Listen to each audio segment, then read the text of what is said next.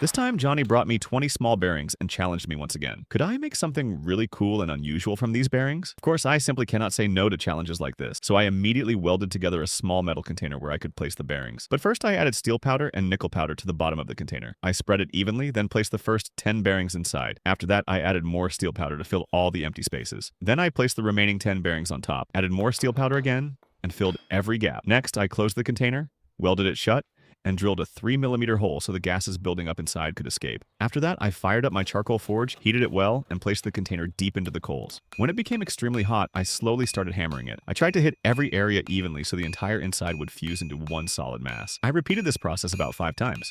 Since I don't use a hydraulic press and do everything with my hands and my hammer, this process took much longer. After about 3 hours, I cooled the container down and cut off the end with an angle grinder. Then I cut along the surface and easily removed the container steel. What remained was the fused core, and you can clearly see the bearings inside it. Now it was time to forge it. I fired up the forge again and first flattened this steel mass down to about 5mm.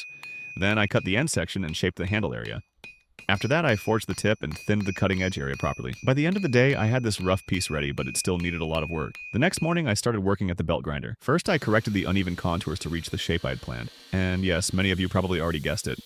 I was making a small, beautiful cleaver. Once the contours were finished, I moved on to thinning and leveling the sides because some hammer marks were still visible. I leveled both sides and then started the most responsible and important part: grinding the bevels on the belt grinder. The bevels determine how well the blade will cut and whether it will look beautiful overall. After several hours, the bevel work was finally complete. I sanded the blade to 150 grit and fired up the forge once again. I heated the blade to around 850 degrees Celsius and quickly quenched it in oil. Now the steel was hard, strong, and durable. Then I started sanding from the same grit where I stopped, which was 150 grit, and finished at 2000 grit. The sanding process took the entire day. On the third day, I washed the blade, removed all oily residue from the surface, and placed it into ferric chloride for several minutes. And there they are.